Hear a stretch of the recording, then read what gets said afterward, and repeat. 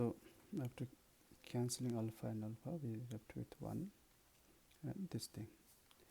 Yeah, I was talking about this thing. Why we don't need alpha plus the sum of the 0 relation. I'll tell you. If I take alpha plus beta, both alpha and beta are known here. So in that case, it will be difficult for us to make use of this relation. That's why I use alpha into beta. See, you can see here alpha and alpha will get cancelled. Though here also we don't know the value of alpha and beta, but the relation will cancel each other. So that's why I use product of the 0. Okay. So if I use this, alpha and beta will not get cancelled, will remain as it is, because this is alpha and plus 1 by alpha. So alpha plus 1 by alpha will not cancel each other. So that's why I ignore this relation. So here we can see this r got cancelled. So here we should know what type of relation we usually or actually need in the solution. Okay, so whichever is more feasible, we'll go for that. Okay, so we got this. Now rest is you just do cross multiplication and you'll get what we want. So cross multiply this, you'll get a square plus 9 into 1 is nothing but a square plus 9 equal to 6a. And if I go further, this will give me a square. This 6a we can shift towards left. We can shift it to left. So plus 6a becomes minus 6a.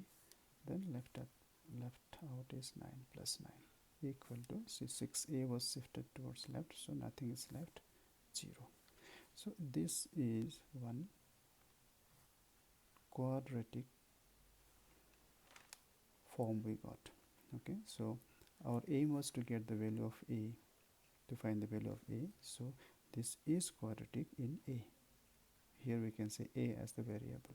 So this can be done either by factorization, splitting middle term, or using identity, because this is in identity form. A square minus 6a plus 9 means this is an a minus b whole square form. So it's up to you whether you want to go for this or splitting middle term. So let me use splitting middle term. You can go for that identity as well. So a square, so product is 9, we know, because 1 into 9 is 9. 6a, we need to break this 6 into 2 number. Those 2 number must give you 6 minus 6 on adding, and when you multiply you must get 9. So there's nothing but 3.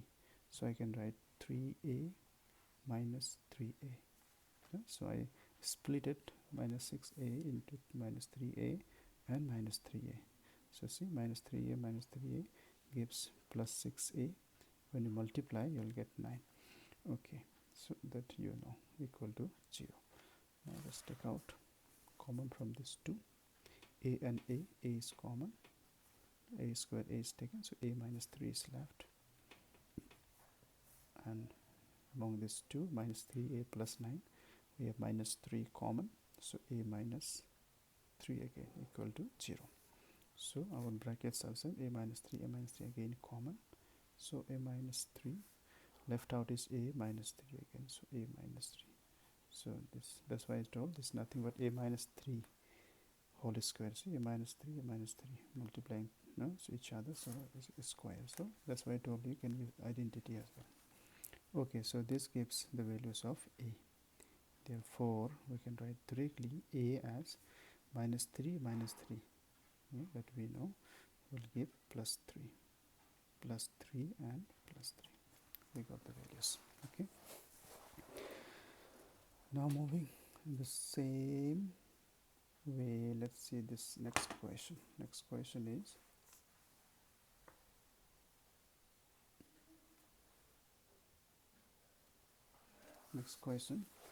find the quadratic polynomial whose zeros exceeds the zeros of this by a number 2. Find the quadratic polynomial whose zeros exceeds the zeros of this polynomial by a number 2. Okay, so let's go for this. So let's write the given polynomial. Let e of x as x squared plus 5x plus 6. Now here we do not know alpha and beta. Only thing what we know is something this 2. I'll explain later.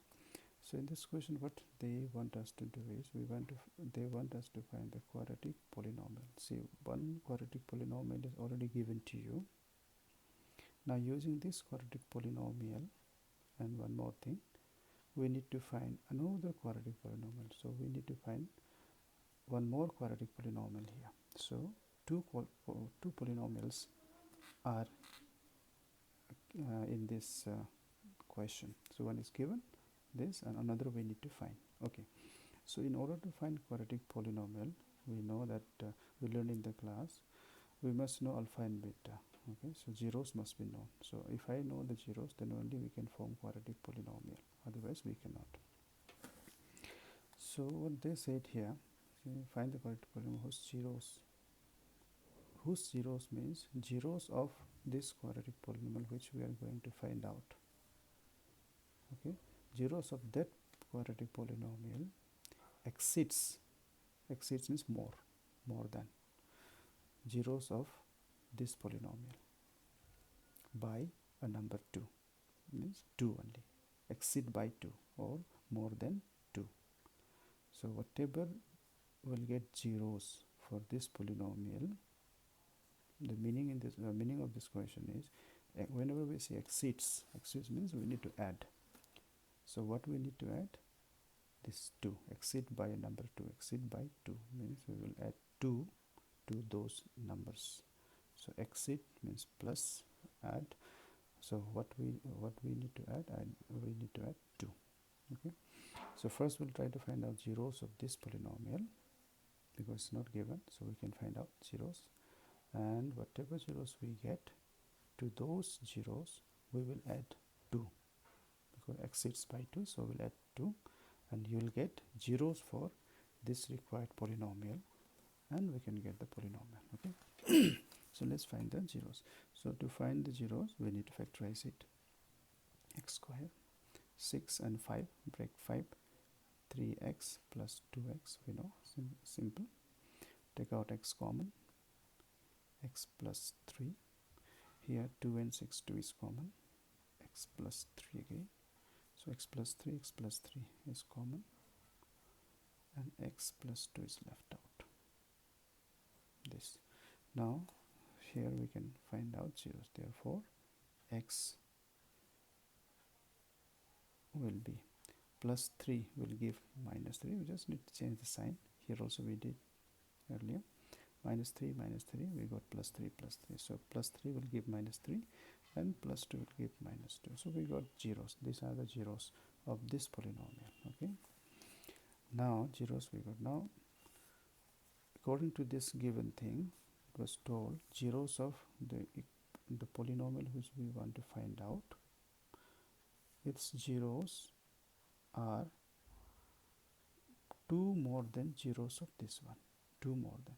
So zeros of this we got minus 3 and minus 2. Now we just need to add 2 in this 2 number. When we add this 2 to this number, you will get the zeros of this second polynomial and we can find out. Okay, since zeros of required polynomial exceeds by 2, therefore we can write alpha as alpha and beta. So we will, these are the zeros of this one, so we will add 2 to both. Minus 3 plus 2, this 2. So this will give minus 1, beta is minus 2, here also will add 2, this 2. So this gives 0. So alpha is minus 1, beta is 0. We got zeros for the new polynomial. Now we can find out. Now the required polynomial will be.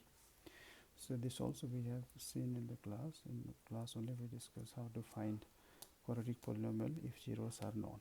So we know that. So I'll write here g of x because this is another polynomial. I cannot write p of x. So it was something like this, if you remember.